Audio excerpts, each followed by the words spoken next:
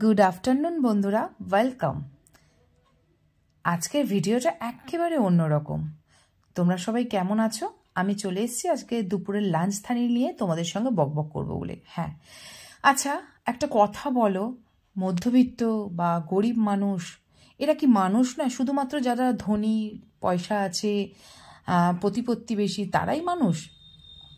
আমি কি খাবো কি খাবো না, আমার কি রান্না হবে সেই নিয়ে মানুষের মানে কি খাচ্ছি না খাচ্ছি মানুষ, হ্যাঁ হয়তো এটা ট্রেন্ডস আমরা দেখাই, সেগুলোকে নিয়ে এত মতবিরোধ মানে জাস্ট ভাবা যায় না।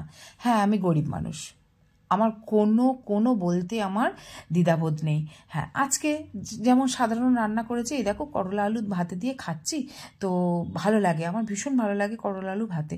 তো আমার যে প্রত্যেক দিন আমাকে মাছ, মাংস, ডিম, মাটন এইসব রান্না করে পোলাও হাবড়ি জাবড়ি করেই খেতে হবে, তার কি কোনো মানে আছে বলো তো? তোমরা আমাকে কমেন্ট করে বলো যে কার ভালো লাগে, বা এইরকমভাবে কার মানে কি বলবো, রোজ হোটেলে গিয়ে গিয়ে খাবো, হোটেলের খাবার খাবো, সেটাই আমাকে ভিডিও করতে হবে।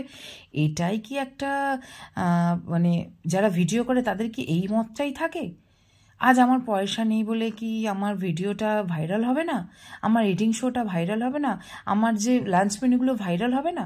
মানে যার পয়সা আছে, যারা আধিপত্য, যারা রোজ হোটেলে গিয়ে খাচ্ছে, খাবার দাবার শেয়ার করছে, সেগুলোই ভাইরাল হবে?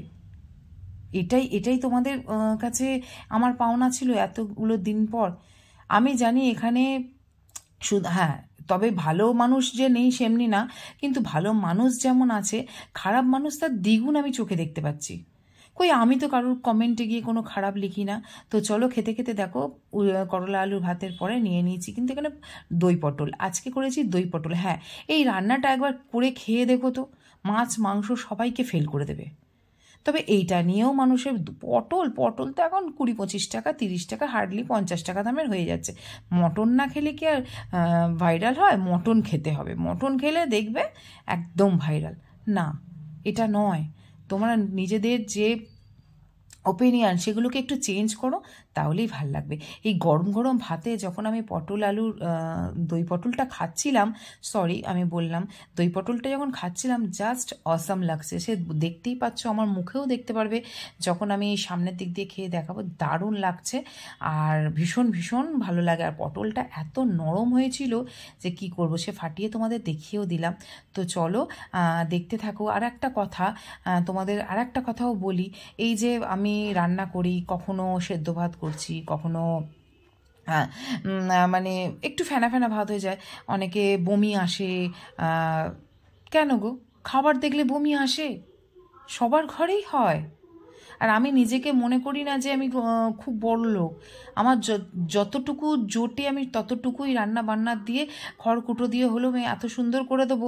হ্যাঁ হয়তো তোমরা আমার হাতের রান্না খেতে পারো না, তো চলে এসো, খাইয়ে দেখিয়ে দেবো যে কেমন রান্না করি।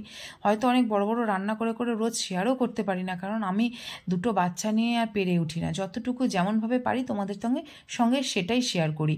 আর আজকে এইগুলো বলার মানে কি বলবো, এই ভিডিওটা আমি কখনো করিনি, এরকম ভিডিও আগেও বলেছি এখনও বলছি যে এরকম ভিডিও আমি কখনো করিনি।